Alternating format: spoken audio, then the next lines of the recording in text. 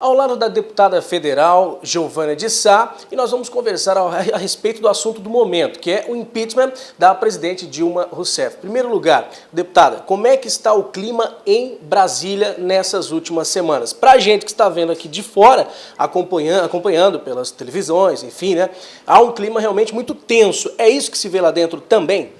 Nós passamos aí os últimos dias, principalmente a semana passada, muito conturbada, um clima muito tenso, muito pesado, até porque a gente recebia muitas ameaças.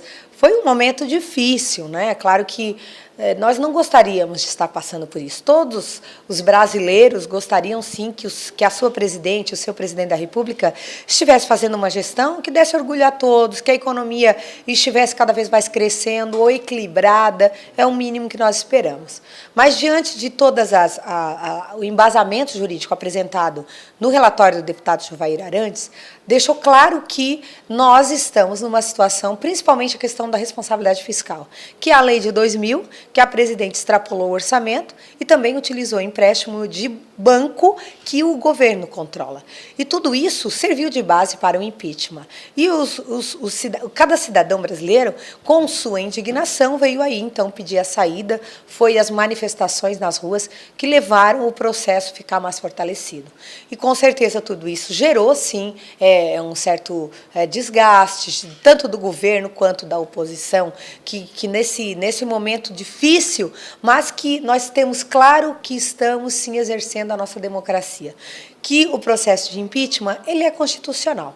Então, foi algo muito tranquilo, inclusive esperávamos 3 dias conturbados, e não foi isso que nós presenciamos. Foram realmente mais pacífico o negócio, tanto da população que foi às ruas, quanto dos deputados e deputadas que ali estavam.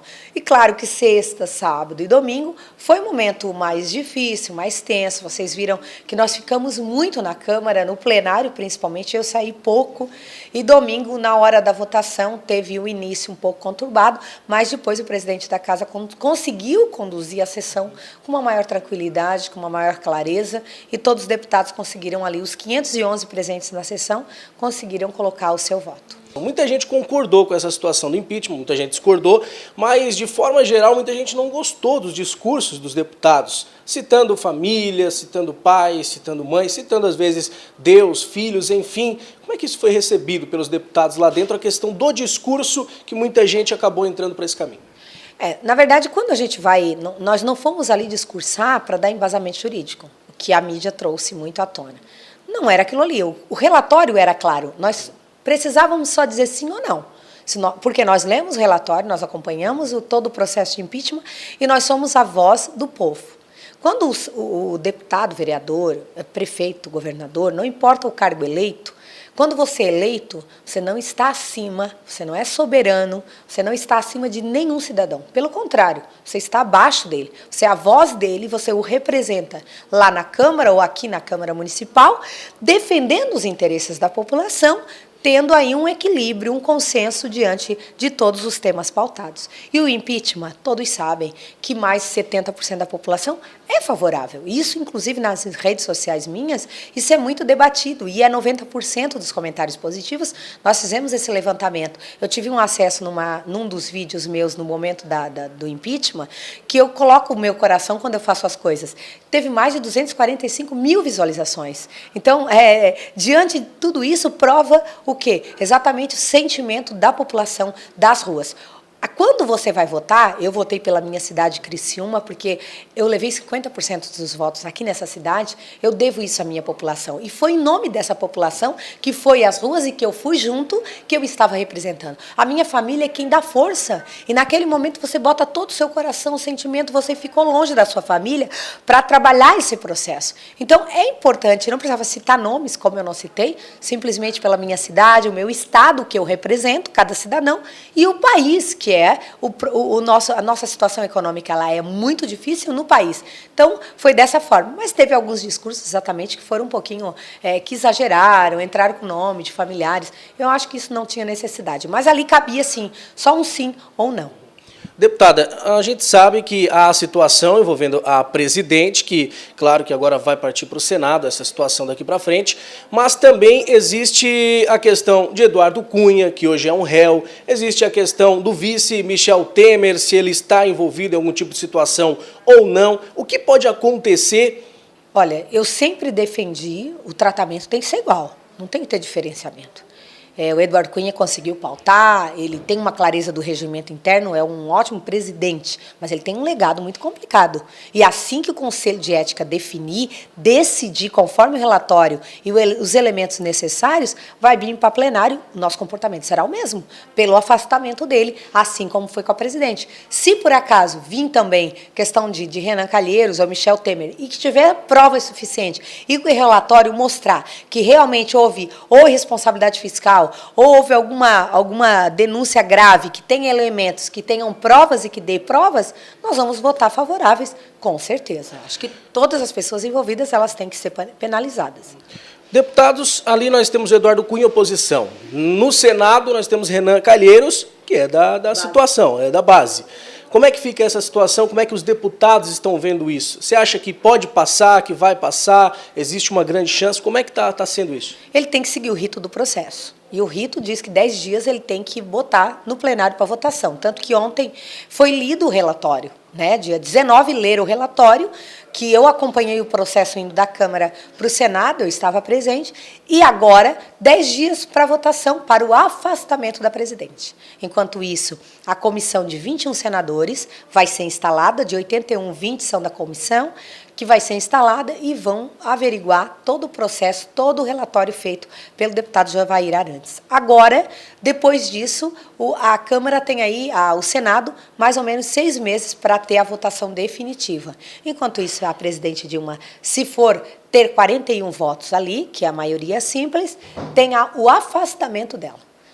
Afastada, análise do processo. Passada a análise do processo, votação definitiva no Senado. Esperamos que o Senado também tenha aí, claro que o Senado representa o Estado, mas estará ouvindo muito a voz das ruas e com base em elementos provados ali naquele relatório. Acredito que eles estarão votando favoráveis ao impeachment, porque não vão se indispor com a população e muito menos serão incoerentes com o que diz o embasamento jurídico. Esse é o fundamental. Não é porque a população quer que vai ter que ser. Não, tem que ter as duas coisas junto. A voz do povo com o processo bem pautado, bem fundamentado. E isso tem provas já suficientes para que a presidente seja afastada. Brasília fica um pouco mais tranquila depois de toda essa situação que agora passa para o Senado, mas pelo menos ali os deputados podem trabalhar mais tranquilamente em outros projetos daqui para frente? Acredito que na Câmara, né, o Congresso Nacional, ainda a pauta será o impeachment, mas na Câmara Federal nós vamos agora definir as comissões, quem serão os presidentes, a composição de cada comissão, e aí os trabalhos, as pautas vão ser dado continuidade. Acredito que semana que vem já começa o trabalho normal. Deputada, nós ouvimos ainda hoje pela manhã um especialista em economia e ele disse que o Brasil não pôde caminhar economicamente por causa dessa situação política. Você concorda com essa afirmação? Até você tem uma certa formação também, né, nessa questão de administração, né?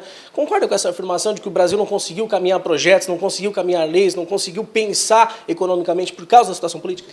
O Brasil ele ficou estagnado, né? Durante todo quando surgiu a situação do impeachment e a população também sentiu no seu bolso, acho que foi isso que levou a população às ruas, aumento da gasolina, aumento da cesta básica, aumento de todos os produtos consumidos pelo cidadão brasileiro. Quando ele sentiu isso, ele realmente foi para as ruas e levantou a sua voz. Eu digo, quando o povo se levanta, nenhum governo consegue resistir. Então, ele teve estagnado, a economia não conseguiu crescer, porque os investidores deixaram de vir para o país, as empresas conseguiram segurar as contratações.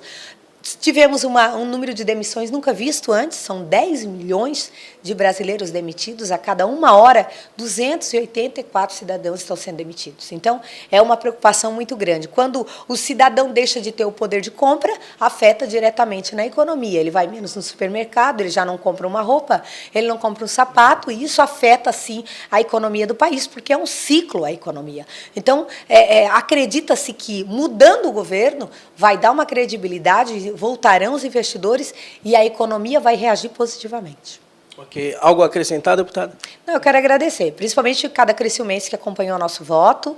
Eu estou trabalhando muito para que realmente a gente consiga, independente do lado vencedor, estarmos unidos e que a gente consiga trabalhar por um país melhor, deixando um legado para as nossas futuras gerações, mas um legado positivo. E que não vamos pensar só em ser oposição, mas de construir alternativas para que a gente consiga alavancar a economia e, consequentemente, cada família. E saímos dessa crise econômica, política e, mais do que isso, uma crise ética. Conversamos então com a deputada federal Geovânia de Sá, aqui na tela da TV Litoral Sul.